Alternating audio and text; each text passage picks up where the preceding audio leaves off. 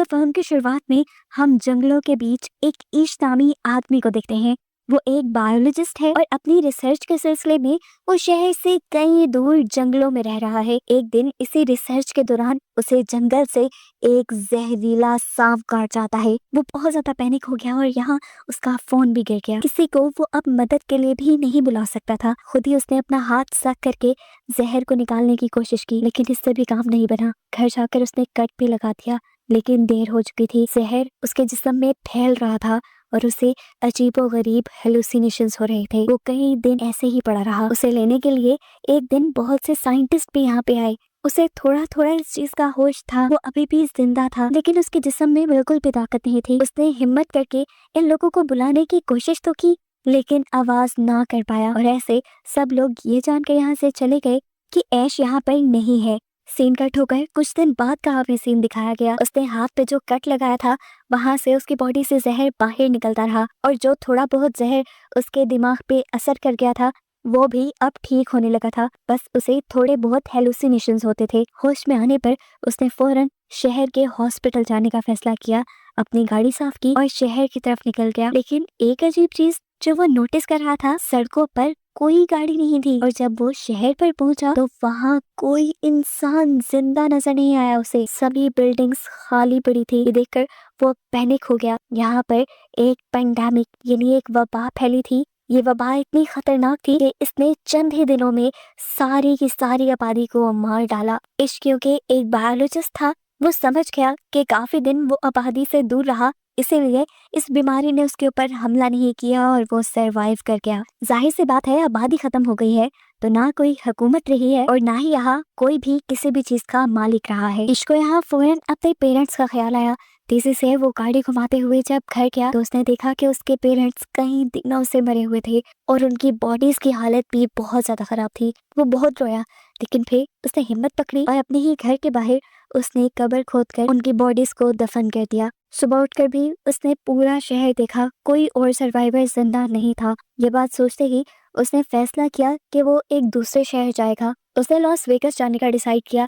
कुछ जरूरत का सामान और गन लेते हुए वो निकल गया, लेकिन ब्रिज जो लॉस वेगस की तरफ जाता था वो भी सील था। उसे बहुत गुस्सा आया और लंबा रास्ता लेकर जैसे ही वो लॉस वेगस पहुंचा तो देखा कि यहाँ पे भी सभी लोग मारे गए। मॉल्स, बड़े बड़े होटल्स, कैसीनोज सब खाली थे। थक हार कर वो एक होटल में चला जाता है, वहाँ रात गुजारता है और महंगी चीजें एंजॉय करता है, क्योंकि अब ये सब कुछ उसके लिए फ्री था। वो अपनी उम्मीद खो चुका था कि उसे कोई मिलेगा, लेकिन लकीली अगले ही रात उसे दो लोग मिले। ये दोनों ही सरवाइव कर गए थे उस बीमारी से। लड़की ने अपनी दुखिया कहानी बताई कि उसने अपनी फैमिली को वीडियो कॉल पे मरते देखा है और अब उसे जीने की कोई उम्मीद नहीं, जबकि ये आदमी भी मरना ही चाहता था, क्योंकि ऐसी अकेली दुनिया में वो सरवाइव नहीं कर सकता था।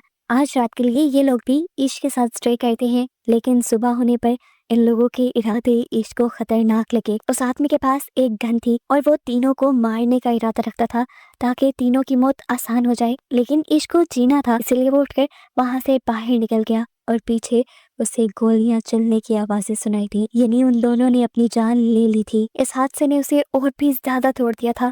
उसे शिद्दत से एहसास हो रहा था कि अब वो पूरी दुनिया में अकेला ही रह गया है। तेज गाड़ी चलाते हुए वो अपने घर वापस लौट आया। रास्ते में उसकी गाड़ी के सामने एक डॉग भी आ गया था। वो डॉग भी बिल्कुल इश्क की तरह अकेला था। इश्क ने इसे अपना साथी बना लिया और उसे जीने की एक नई उम्मीद मिली। इसने एक नई सिरे से अपनी लाइफ गुजारना शुरू की। सर्वाइवल की किताबें पढ़ना शुरू। खाने पीने की तो यहाँ कोई कमी नहीं थी, कमाने की अब जरूरत भी नहीं थी। रोज काम करने के वक्त वो पूरे टाउन में घूमता था, इस उम्मीद से कि शायद उन्हें कोई सर्वाइवर मिल जाए, लेकिन हर रोज वो ना उम्मीद लौटता था। एक दिन वो जब चाय पीते हुए अपने डॉग के साथ विंडो के पास खड़ा था तो तभी उसका डॉग अचानक से भौंकने लगा, क्योंकि उसे किसी इंसान के होने का पता चला था। दूर एक घर में से धुआं निकल रहा था। साफ मतलब था कि वहाँ पे कोई इंसान हो सकता है। फौरन उसने गाड़ी निकाली और उस घर की तरफ बढ़ गया जहाँ से धुआं दिखाई दे रहा था। किस्मत से वहाँ पे एक लड़की थी जो उसे देखकर तो डर गई। इसने उसे यकीन दिलाया कि वो उसे नुकसान पहुंचाने नहीं आया, वो खुद भी एक अकेला इंसान है और किसी दूसरे सर्वाइवर की तलाश कर रहा है। ये बात सुनकर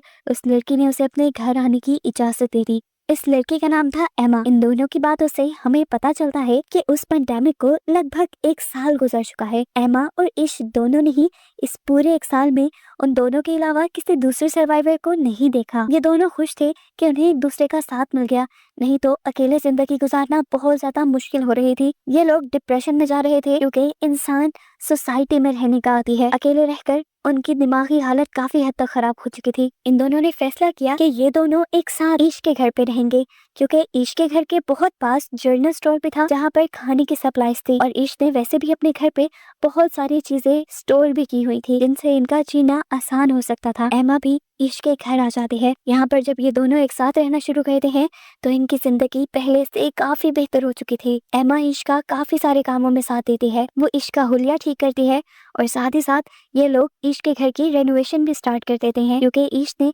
इस पूरे 1 साल में अपने घर पर ध्यान नहीं दिया था। एक साथ काम करने के लिए ये रोज सुबह उठते और अपना टारगेट पूरा करते। ये दोनों ये भी समझते थे कि अगर दुनिया में सिर्फ ये 2 ही लोग बचे हैं तो अब इन्हें आबादी भी बढ़ानी चाहिए। पहले तो ये दोनों का फैसला था, लेकिन ईश को जब पता चला कि एमा प्रेग्नेंट हो गई है तब वो बहुत ज्यादा डर गया। उसे डर था कि क्या उसके बच्चे इस अजीब सी दुनिया में सरवाइव कर पाएंगे। एमा उसे हौसला देती है कि सब बेहतर हो जाएगा। ईश जो कि एक बायोलॉजिस्ट था, वो बुक से पढ़कर बच्चे के पैदा होने के तरीके देखने लग जाता है, क्योंकि वो जानता था कि ये दोनों अकेले हैं और उन्हें ये काम खुद ही करना पड़ेगा। साथ ही ये दोनों इस घर को परफेक्ट करने की भी कोशिश कर रहे थे। ईश ने यहाँ पे सोलर पैनल्स भी लगा लिए थे ताकि उनके घर में इलेक्ट्रिसिटी की कमी ना हो। पेंडेमिक को क्योंकि काफी वक्त गुजर गया था, शहर भी जंगल की तरह बनने लगे और जंगल के जानवर शहरी इलाकों की तरफ आने लगे। उनके लिए ये बड़ा खतरा बनता जा रहा था, इसलिए उन्होंने अपने घर के इर्द गिर्द एक बाड़ बना ली और इन जानवरों से बचने के लिए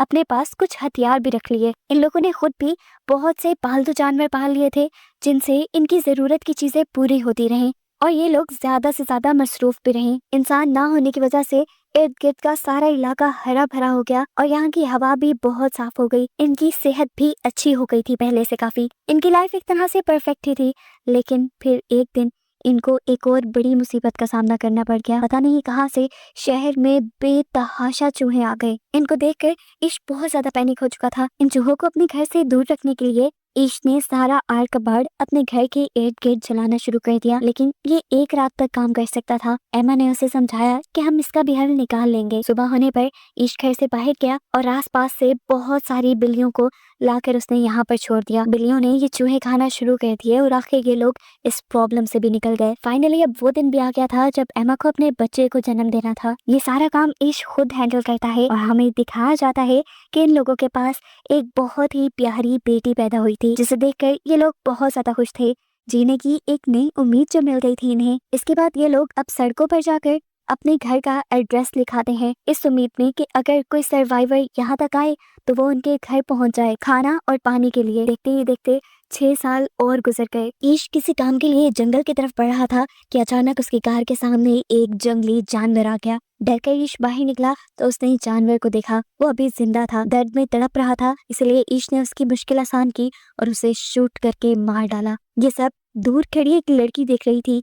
गन की आवाज सुनकर वो घबराकर जंगल के अंदर भागने लगी। ईश ने भी उसे भागता देख लिया और वो फौरन उसके पीछे भागा उसे पकड़ने के लिए। इस लड़की को लग रहा था कि ईश उसे नुकसान पहुंचाएगा, लेकिन ईश ऐसा नहीं था। वो लोग तो खुद सर्वाइवर्स को ढूंढ रहे थे। वो जब इस भूखी लड़की को एक सेब खाने को देता है तो ये लड़की समझ जाती है कि ईश बुरा नहीं है। ईश उसे अपने साथ घर लाना चाहता था, लेकिन ये लड़की उसके साथ गाड़ी में नहीं बैठी बल्कि पीछे ट्रंक में बैठ गई। घर आने पर भी देखने को मिला कि वो लड़की ट्रंक से निकलने को तैयार ही नहीं थी। घर पर हमें देखने को मिला कि इतने सालों में ईश और एमा के 2 बच्चे हो चुके थे और अब उनके पास एक तीसरा बच्चा भी पैदा होने वाला था। इन्होंने जो पूरे टाउन में अपना एड्रेस लिखा था उसे देखते हुए 2 और सर्वाइवर इनके साथ रहने आ गए थे, जिनका नाम था जॉर्ज और मरीना। और अब पिछले 1 साल से ये लोग ईश और एमा के साथ ही रह रहे थे, क्योंकि यहाँ पर किसी चीज की कमी नहीं थी। खैर, ईश जिस लड़की को जंगल से लेकर आया था वो लड़की अभी भी ट्रक से बाहर नहीं निकली थी। पूरी रात भी उसने ट्रक में ही गुजारती। मरीना सुबह होने पर जब उसे खाना देने आई तो घबरा कर उसने खाना भी दूर फेंक दिया। तब मरीना ने उसे काम डाउन किया और अपनी कहानी सुनाई कि वो और जॉर्ज काफी महीनों से इस अकेले दुनिया में भटक रहे थे। उन्हें ईश और एमा का एड्रेस मिला और वो उन्हीं के साथ रहने लग गए। उसने बताया कि ये दोनों बहुत अच्छी हैं और यहाँ पे किसी चीज की कमी नहीं। उसकी ये बातें सुनकर ये लड़की थोड़ा काम डाउन होती है और इनके साथ घुलने मिलने लग जाती है। लेकिन अजीब बात थी, उस लड़की ने ना तो ज्यादा बात की थी अभी तक और ना ही उसने अपना नाम बताया था।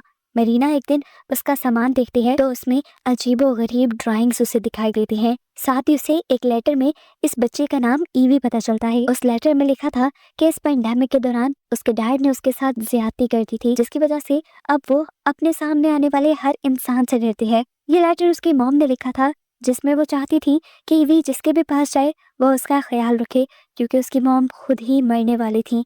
ये बात जानकर सभी ईवी का पहले से ज्यादा ध्यान रखने लग जाते हैं। इसी रात एमा को तीसरा बच्चा पैदा होता है, जिसकी वजह से ये लोग बहुत ज्यादा खुश हो जाते हैं। एक साल ऐसे ही गुजर जाता है। एक दिन उन्हें अपने एरिया में किसी के आने की खबर मिलती है। सभी लोग डर जाते हैं। छोटे बच्चों को अंदर भेजकर सभी बड़े लोग गन्स लेकर बाहर निकलते हैं चेक करने के लिए कि यहाँ पर कौन आया है। इन्हें पता चलता है कि ये एक और सर्वाइवर्स का ग्रुप था, जिसमें टोटल 4 लोग थे। ये लोग भी ईश और एमा का एड्रेस देखते हुए यहाँ पहुंचे थे। इसमें एक डॉक्टर थी मोली, जिन्होंने इन सबको बताया कि इतने सालों में वो सिर्फ इन 4 जिंदा इंसानों से मिल पाई है और उसके बाद वो अब ईश की फैमिली से मिल रही है। इनके हुलिये और बातों से लग रहा था कि ये लोग नुकसान नहीं पहुंचाएंगे किसी को भी, इसीलिए ईश और एमा इन्हें भी अपनी फैमिली में शामिल कर लेते हैं। वैसे भी यहाँ चीजों की तो कोई कमी है ही नहीं।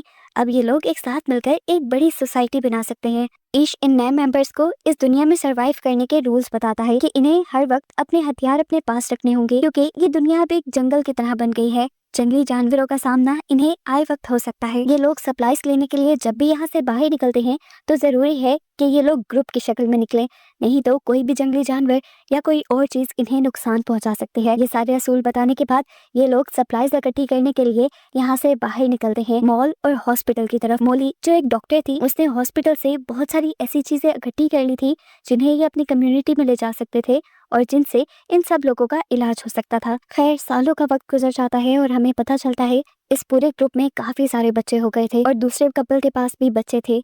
इनकी कम्युनिटी अब बड़ी होती जा रही थी।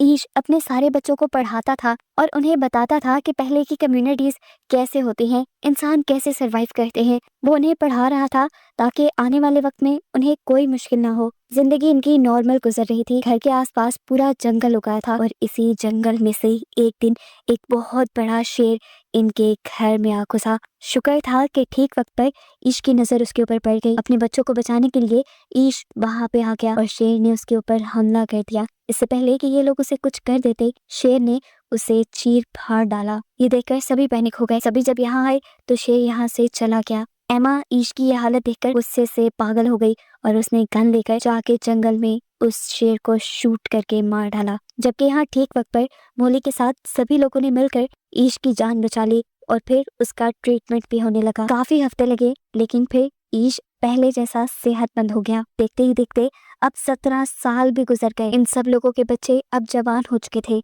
हमें पता चलता है कि इतने सालों बाद ईश की बड़ी बेटी हैदर उनके ही ग्रुप के एक लड़के में इन्वॉल्व होने लगी। इनकी दोस्ती काफी अच्छी थी और इनकी दोस्ती से किसी को भी एतराज नहीं था, क्योंकि इन्हीं सब लोगों ने आपस में रिलेशन बनाने थे। हैदर और ये लड़का अब इस दुनिया को एक्सप्लोर करने और सर्वाइवर्स ढूंढने की उम्मीद में इस टाउन से बाहर जाना चाहते थे।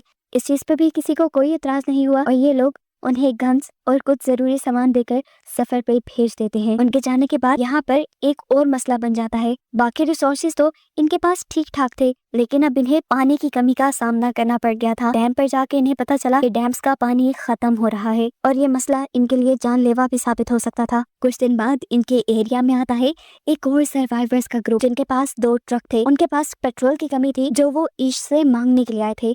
इसके बदले वो उनसे कहते हैं कि हम आप लोगों की पानी वाली प्रॉब्लम को सॉल्व कर सकते हैं, क्योंकि हमारे पास ड्रिल मशीन है और जमीन के नीचे से ड्रिल करके अभी भी पानी निकाला जा सकता है। ईश को ये ऑफर बुरी नहीं लगी थी।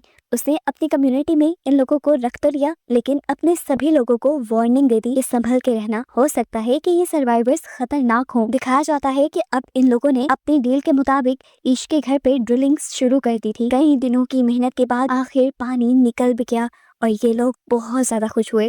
डील पूरी हो चुकी थी।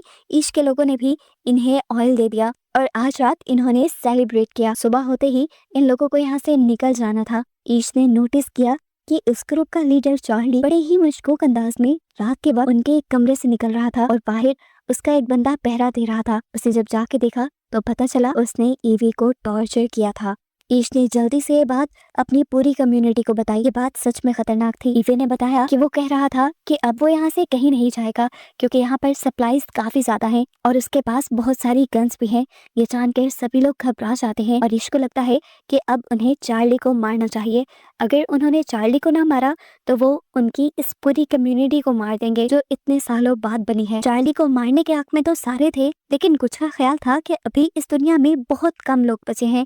अगर उन्होंने चार्ली को मार दिया तो ये आबादी में बहुत बड़ी कमी नजर आएगी। तब ईश उनसे कहता है कि अगर हमने चार्ली को ना मारा तो हम लोग भी मारे जाएंगे। अब ये लोग एक प्लान बनाते हैं और बाहर निकलकर चारों तरफ से चार्ली को घेर लेते हैं। इससे पहले कि चार्ली कुछ कहता, ईश ने एक कुल्हाड़े से उसकी जान ले ली और उसके बाद उसे दफन कर दिया। ये सब करने के बाद उसे बहुत ज्यादा बुरा लग रहा था। उसने पहली मर्तबा किसी को मारा था, वो भी अपने सर्वाइवल के लिए। वो जानता था कि ये गलत काम नहीं, उसने अपनी कम्युनिटी को बचाने के लिए ये सब किया, लेकिन फिर भी वो दुखी था। सुबह होने पर ये लोग चार्ली के ग्रुप को बताते हैं कि इन्होंने इनके ग्रुप लीडर चार्ली को मार दिया है क्योंकि उसने इनकी कम्युनिटी की एक लड़की को टॉर्चर किया था। चार्ली की मौत का सुनकर चार्ली के पूरे ग्रुप को ज्यादा बुरा नहीं लगा और कुछ ने तो ये भी बताया कि चार्ली अपने लीडर होने का फायदा उठाता था। उसने अपने ग्रुप की लड़कियों को भी टॉर्चर किया था, इसीलिए सारे लोग उसके मरने से खुश ही थे सिवाय उसके एक दोस्त के जो इनके ऊपर खूब चिल्लाता है। ईश अब चार्ली के पूरे ग्रुप से कहता है, हमारे पास किसी चीज की कमी नहीं, आप सब लोग यहाँ सुकून से रह सकते हैं,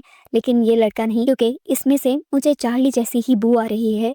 ये हमारे लिए खतरा साबित हो सकता है। सब लोगों की एक जैसी राय लेकर सजा के तौर पे ये लोग चार्ली के दोस्त को अपनी कम्युनिटी से बाहर निकाल देते हैं। पहले तो ये लड़का निकल गया, लेकिन जब उसे एहसास हुआ कि वो बाहर की कम्युनिटी में अकेला सरवाइव नहीं कर पाएगा तो वो वापस पे आया, लेकिन ईश ने अपनी कम्युनिटी की सिक्योरिटी के लिए उसे कबूल नहीं किया। देखने को मिला कि कम्युनिटी के सभी बच्चे पुरानी ही रिसर्च से एक प्लेन बनाने की कोशिश कर रहे थे। वो जानते थे कि कुछ ही दिनों में वो इसे परफेक्टली बना भी लेंगे, लेकिन उससे पहले ही इनकी कम्युनिटी को एक और बड़ी मुसीबत का सामना करना पड़ गया। कम्युनिटी के बहुत से लोग उसी वायरस से इन्फेक्टेड हो गए जो वायरस आज से 20 साल पहले फैला था, जिनसे पहले ये सारे सर्वाइवर्स किसी न किसी तरह इम्यून हो गए थे। मोले के पास काफी सारी मेडिसिन थी जिसकी वजह से उसने इन सबका इलाज तो किया, लेकिन ईश का बेटा वो बहुत ज्यादा बीमार था। उसकी इतनी ज्यादा खराब हालत की वजह से पूरी ही कम्युनिटी परेशान थी। इसी परेशानी में हम देखते हैं कि ईश की बड़ी बेटी अकेले वापस घर लौटती है। वो रो रही थी। सबने उससे उसके पार्टनर के बारे में पूछा और रोते हुए उसने कहानी बताई कि ये लोग जब सफर पर निकले तो इन्होंने बहुत सारे शहर ढूंढे, सर्वाइवर्स की तलाश की, एक एक घर छान मारा, लेकिन कोई सर्वाइवर इन्हें ना मिला। ये जगह जगह अपने घर का एड्रेस लिखते रहे और फिर ये लोग एक जगह पहुंचे जहां जंगलों में इन्हें एक इंसान मिला और उसने हैदर के पार्टनर को पकड़ के मार दिया। उसने कहा था कि ये चार्ली का बदला है, यानी साफ मतलब है ये वही आदमी था जिसे ईश ने अपने ग्रुप से निकाल दिया था। हैदर ने बताया कि मैं अपनी जान बचाने के लिए और क्या भी करती, मैंने उसे भी मार डाला और फिर तेजी से अपने घर वापस लौट आई। सब लोग दुखी थे, अभी इस दुख से निकले नहीं थे कि ईश का दूसरा बेटा भी मर गया। बात सिर्फ यहीं पे खत्म नहीं हुई। ईश के बेटे के मरने के बाद उनकी कम्युनिटी के 3 और मेंबर्स मारे गए और इस हादसे से ईश बुरी तरह टूट गया।